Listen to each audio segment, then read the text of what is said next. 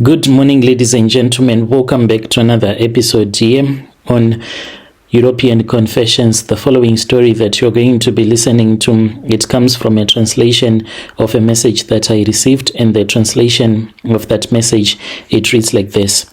Hello, Brother Nash, how are you? Can you please post my own story as hidden identity? I have come here and I just want to tell other Zimbabwean people that are living in the diaspora. Wherever you are, you might be in South Africa, you might be in Europe, you might be in America. You need to know and to understand that home is always going to be home. It does not matter how you will be living your life in that country where you would be staying. You need to make sure that you will never forget about your home like I did. Brother Nashi, I went to America. When I went to America, life was so good.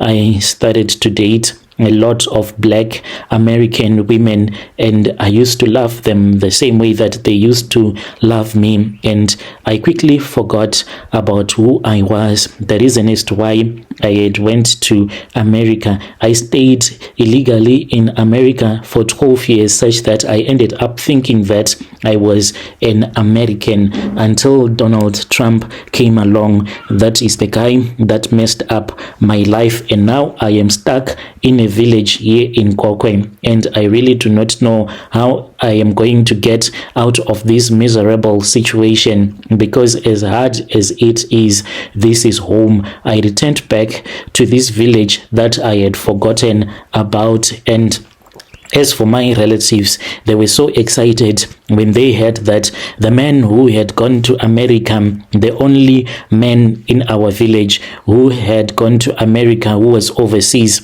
he was back. They even did a party for me without them knowing that I came back home, not because I wanted to, but I was caught and I was arrested and I was deported back home. Even my uncle, when he saw me, when he saw that I did not have money after he had already slaughtered his god, because the news had spread around the village like wildfire that the man, the American man, he is back in the village. And early in the morning, the people, they started celebrating. They went and they were gathered at my uncle's house, who is my father's young brother. So they were there waiting for me to arrive. And when I arrived without a car, and when they saw that I did not even have any money at all, even my uncle, he laughed and he said, "Oh my boy, oh my boy, oh my son, I regret the God that I have slaughtered." For he thought that maybe I had brought with me a lot of money. As a man that had stayed in America for 12 years, they thought that I had made it in life, and they used to see pictures on Instagram, the videos that I used to take living in a big mansion there in America. So they thought that I was the breakthrough of the entire generation and everyone was celebrating, yet they did not know that I had came back because I had no other option and I had nowhere to turn to run to, and I came back to the village where I was born. What happened, Brother Nash, is that I left the village after I had managed to secure a visitor's visa, and I then left my country and I came to America. When I landed in America, there was even a time when other people would tell me, they would be like, "How about you apply for an asylum so that you know that you are here legally?" And I used to laugh at them. I'll be like, "I am not a refugee. When you look at me, do you think that I am a refugee? I came here to enjoy, so let me enjoy." It was easy for me to work whilst I did not have any papers. I knew people who could get things done for me. So since I was able to live a normal lifestyle in America, go to work, get paid, and enjoy my money, I saw that there was no need for me to even apply for an asylum. I had overstayed my visitor's visa. So what was going to happen? Life was continuing as if it was all normal, and I had an addiction for Mexican girls. So that was where my problem started. It started with an addiction of just wanting to be with a Mexican woman. This was after I'd said, now I am done with these black American women. I want something that is light-skinned. I want a Mexican one. So I started dating a lot, not like one, a lot of them. It was a full-blown addiction. The problem when I was dating this woman was that I would always lie to these Mexican women that I am someone that has made it in life. So if I would be dating a woman that also had her own money, I would go with this other friend of mine. There are those big mansions that you can hire for a day, for a week, for a month. So I will hire such a house and I will pretend as if the mansion, it is mine. That is why it is very hard for my friends to believe that I am going through this tough period in my life, because they thought that I was a millionaire there in America. So there was a time when I went with this other white boy that I was friends with. We went to this other car dealership. They also had a car rental department, and we rented out a Lamborghini. Me and him, we went on a drive as he was taking me videos and pictures, even at this mansion where I was staying, pretending as if it is mine, but I had wasted a lot of money just to rent out that mansion just for a couple of days, so that I can show people back in Zim that this is America. When you are in America, this is how you are supposed to live and enjoy your life. So I used to post those videos on Instagram, and women, they used to chase after me, thinking that I am someone that is very wealthy. Even now, the woman that I am dating, she is also overseas. She does not even know that I got deported from America. As I am speaking with you, whenever I do a video chat with her, I always make sure that we do it via Zoom, so that I can blur the background and she can never see the background. She does not even know that I am in a village back here in Gokwe. So after I had spent those years in America, my parents, they even died when I was busy enjoying. So I was then informed by my sisters who are in South Africa. They have since refused to speak with me, even though they were told by my uncle that the big man from America is back. They just ignored, because in their life I do not exist anymore. I never wanted to speak with my relatives when I was in America. I thought that those that are in Africa, they are supposed to just communicate with each other. As for me, I was in America. I would communicate with the people that were in America, and life was supposed to continue like that. I saw myself getting married to a very beautiful woman and having a big house, nice cars and kids. I thought that it was going to happen, and the years went by without me even noticing that time is no longer on my side. And then when my parents passed away, I was told, and I ignored. I did not even want to return back to Africa. The reason is I had already overstayed my visa. Me leaving the US borders, it was going to be difficult for me to enter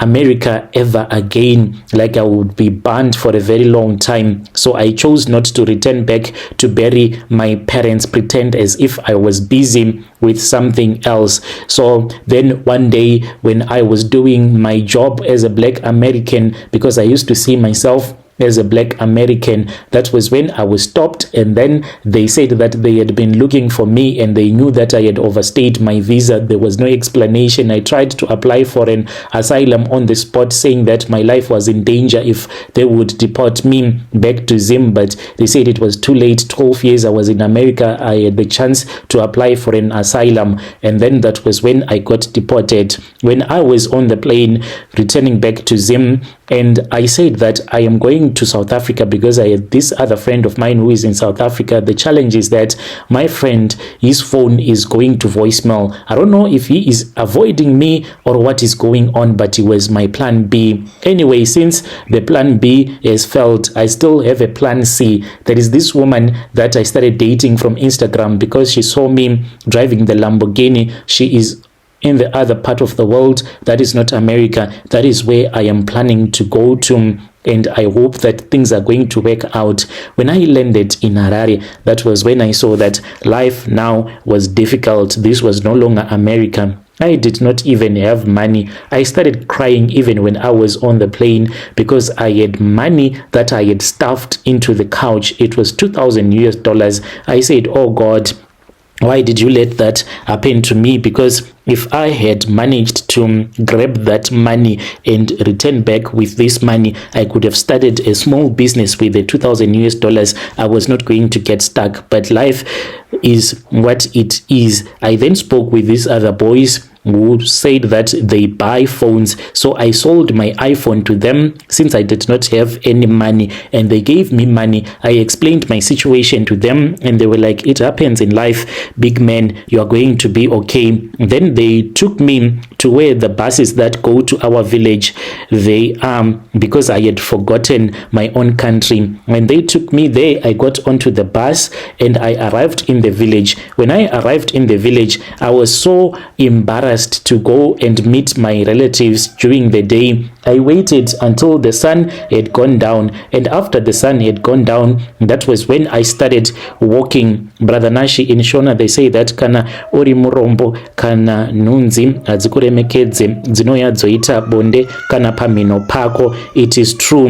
In English it means that when you are a poor man, even the flies, they do not even respect you. Two flies, they will come and they will fly and rest on your nose and they will start to have sex there because you are just poor. They will never respect you. The heavens, they had forgotten me because as I was walking back to the place where I knew home was, that was when these other young boys, they started to chase after me. So they were robbers. They were trying to rob me, yet I did not even have anything.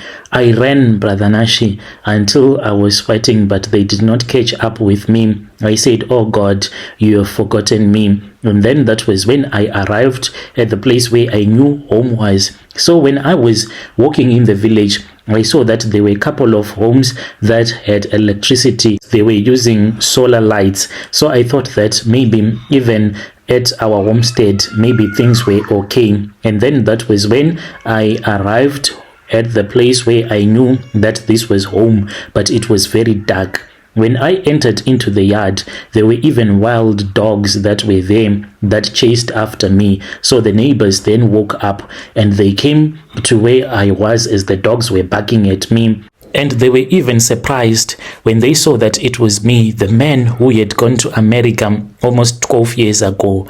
So they started telling the villagers that I had returned back. When they took me to their house, they then gave me a blanket and a reed mat. As for that blanket, it was smelling. It was a blanket that was used by their kids, so it smelled like really bad. The first night I said it is far much better for me not to have any blanket at all, but now I really do not care.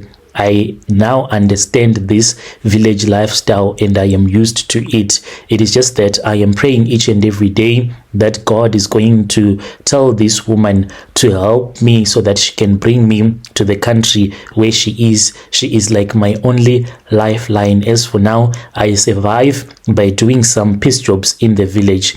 The very next day, the news, the gossip had spread around the village like wildfire. Everyone was waiting for me, yet I did not even have anything. We then went to my uncle's house. They asked me where my car was. I did not even know what to tell them, and my uncle was like, oh, I have wasted my God. I now regret ever slaughtering my God, thinking that my son has returned back, but he has returned back with nothing. And they thought that maybe me coming back, it was because I was going to upgrade the whole tribe, but life has been difficult. But I am trying by all means to get my life back together. When you post my story, please tell me. I just want to tell other people, if you move out of your village, you go and you stay somewhere else, you need to know that it will come a day when you return back home. It does not matter where you go to. One day, home will be calling you. So if it is possible, try to make sure that when you return back to that village, you will have somewhere to stay, somewhere where you can say, this is where home is. When you post my story, please tell me. I'll be following through in the comment section. Dear listeners, right there was a message that was sent to me by one of our brother. Strange things indeed they do happen in this world. Let us try to talk about this in the comment section.